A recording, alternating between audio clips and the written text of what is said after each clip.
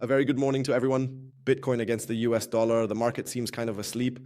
Oil is falling slightly after some positive news. No one is sending Trump, but warships, so Trump is sad, which is why he now also wants to talk to Japan again. But Japan wants to intervene, so let's see what comes out of that. And today, the most important thing that could happen, not necessarily Poland, but producer prices. And yet, we still see a slight change in the FedWatch tool. And with that being said, welcome back to another brand new crypto update video. Looking at Bitcoin against the US dollar today, yes, we can see that the market is still remaining pretty stable for the time being. Gold is still stable, oil is falling slightly, Bitcoin is stable. The altcoins, okay, they're trying to move a bit into altcoin season. At least those are the comments you keep seeing on Twitter. So it's almost that time again when altcoin season arrives. Everyone gets filthy rich before everything collapses again. We'll take a look at all of that, everything you need to know for today. As I said, today there will be some important economic data released and, of course, the Fed interest rate decision that everyone is watching, although you should probably focus more on the coming months. But all right, let's take a look at it. But before we get started, as always, feel free to give the video a like, subscribe to the channel if you haven't already, and of course, join the free Telegram talk and Signal group if you're interested in updates, news, and signals. You're more than welcome to join. You'll find the link for that for free down in the video description. Yes, if anything happens, if I make any changes to my portfolio or anything else, you'll definitely hear about it here first in this group. All right, let's get started. So as I said, Bitcoin against the US dollar is the most important thing for today. Stocks rally in the run-up to the Fed meeting. Oil drops, that's the most important thing. Oil is falling because Iraq and Kurdistan have reached a deal to export oil towards Turkey. This has caused the oil price to drop by a few dollars for now. I think we're roughly at $93, if I remember correctly. Actually, it's only $91. We're continuing to fall further because things are starting to calm down a bit now. Nevertheless, the Strait of Hormuz remains closed. There are absolutely no signs that it will be reopened, except for all ships that are not connected to the US or Israel. Let's see if this is just a short-term drop and whether we'll end up rising again because, as I said, the oil reserves have been released. There may only be this small deal right now, but at least it's bringing a bit of relief to oil prices, which is, of course, also very important for producer prices, which will also be announced today at a certain time. That will be very interesting because the core rate over the year is expected to rise to 3.7%, and that's not necessarily what Powell wants to see. Speaking of Powell, he will be speaking this evening at a certain time. The interest rates will remain unchanged, but something much more exciting has happened. If we take a look at the FedWatch tool, I've warned you, friends, a rate hike, as I've been saying for months, is, for me, much more likely this year than us getting any kind of rate cut. And now for the first time, last night, for the first time during the live stream, the 1.1% mark appeared, indicating that there is a chance of getting a rate hike. At the moment, it's only 1%. Let's wait and see how long the Strait of Hormuz remains closed, how long oil prices stay this high, and of course what Powell has to say this evening. Because if Powell even mentions the word rate hike, it could lead to absolute tensions. For now, this is pushing all the stocks and everything else into positive territory in pre-market trading. But if the word rate hike comes up somehow, in my opinion, that could cause bigger problems, not just for cryptocurrencies, but also for regular stocks. Because if interest rates stay higher for longer, that of course means you need more money somehow, or rather, you need more cash to borrow money simply because interest rates are higher, or rather, you simply have to earn more.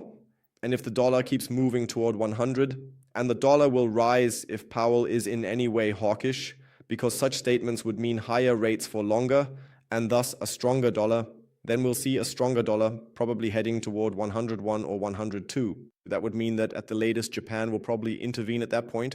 We will see a weak Bitcoin and weaker stocks. And then we have to see how the whole Iran situation develops. So you see, at the moment, everything is still somehow interconnected. The funding rates were still negative last night. Let's take a quick look at the current situation, how things are looking right now. We can see that, okay, still negative, but not as dramatic anymore. So we're pretty much balanced now. We see the same thing here in the spot order book, of course. And on high block, regarding the heat map, it's basically the same story there as well. We're still stuck in the same range here. Nothing has changed. That means the market is still waiting for new impulses.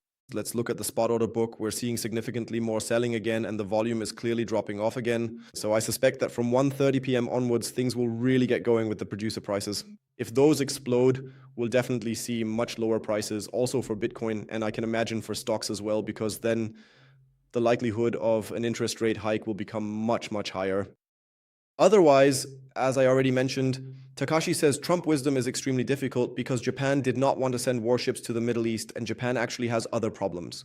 but somehow they apparently still depend on Trump and the USA because they want to sell EU STEP in order to somehow protect their currency. Yes, those will be funny conversations between these two countries, even though they are big friends and have the approval.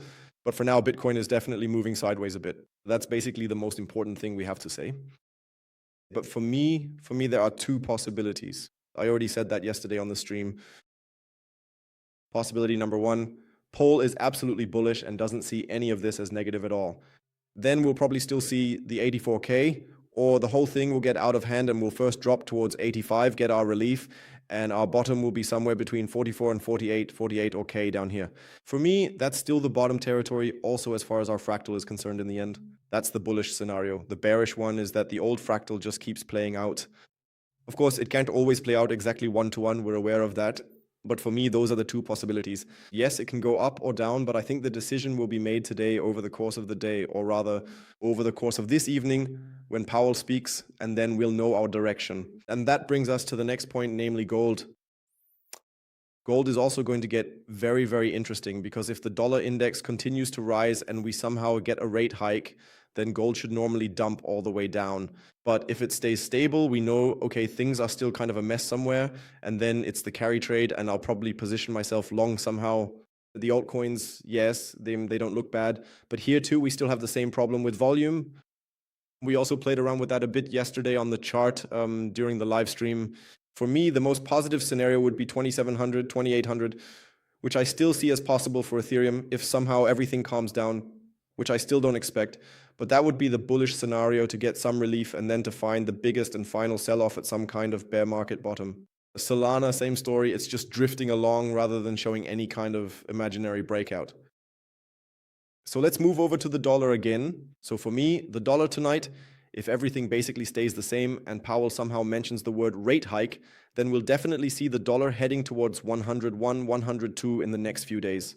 This in turn will result in the yen probably making another lower low here, filling the inefficiency, and then a rally will take place. That will lead to a catastrophic drop in our USD JPY, which is still in the intervention and short zone, and this will also shake up the financial markets for now. Because as I said, 6.5 trillion are still in this carry trade, which is kind of a joke compared to the 1.8 trillion currently going on in the private credit market, even though private or credit default swaps are at 9.2%. Just as a reminder, back during the subprime mortgage crisis in 2008, credit default swaps were at 6.5%. Everything is fine. I just like to say it again and again. Pay attention to geopolitics, or rather pay less attention to what's happening in the foreground, but more to what's happening in the background. So all the news, etc. I think they are much more important at this point right now. Then the traditional markets, the DAX still shows absolutely no price action where I would say, okay, I definitely want to go long here. It just doesn't make sense to me. The Dow Jones is just drifting around here, just like the NASDAQ, which is still stuck in its range. The volume is terrible, so it doesn't matter, but the volume is absolutely dreadful at the moment, what's going on there. Let's switch to a daily time frame. You can see it there as well. Barely any buying pressure. It's more like a bit of relief just to set up the next sell-off. It's not what I want to see. S&P 500, same story. Look at this. We're below average, meaning volume is below average. That's not good. Looking at the charts, otherwise, we are now just barely managing to get back within the previous trading range. But the trading volume is absolutely terrible right now. So what am I even trying to tell you at this point in time? If we look at the US Tech 100, it is basically the exact same story over there. The markets currently feel like they are standing right on the edge of a very steep cliff. And then the craziest thing actually happened just yesterday. Nvidia announced that they are aiming to reach up to 1 trillion. Yes, I believe the figure was 1 trillion in total revenue by the year 2027. Let's take a quick look at Nvidia, the stock that's holding everything together. And yesterday, the stock dropped. Normally, when news like this comes out, Nvidia saying they're planning to use 50% of free cash for investor returns, and then also saying we definitely want to generate at least 1 trillion in revenue by 2027, and that they're resuming chip production in China. And then you see something like this. It's not something where you can say, oh yeah, awesome Nvidia, this is a once in a lifetime thing, I absolutely have to get in now.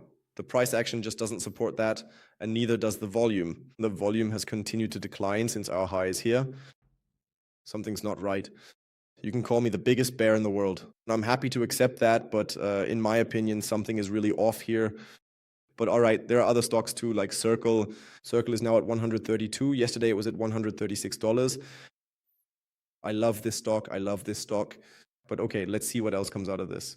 Otherwise, I would say that's definitely it from my side. I hope I was able to give you a good overview for today. As I said, pay attention to the producer prices, pay attention to Pole. Otherwise, I'm pretty much out of the market at the moment. I'm holding back quite a bit. The only trades that are running are USD JPY. And actually, I still have a euro dollar Swiss franc short open. Let's see how much longer that one holds. Probably not much longer, but otherwise I'm staying put. Honestly, staying on the sidelines is the safest thing right now. Let's just wait and see what else happens. But today will bring a lot of things back into balance. That's it from me. Thank you for watching. We'll definitely hear from each other again tomorrow. Until then, ciao, ciao. And as always, stay.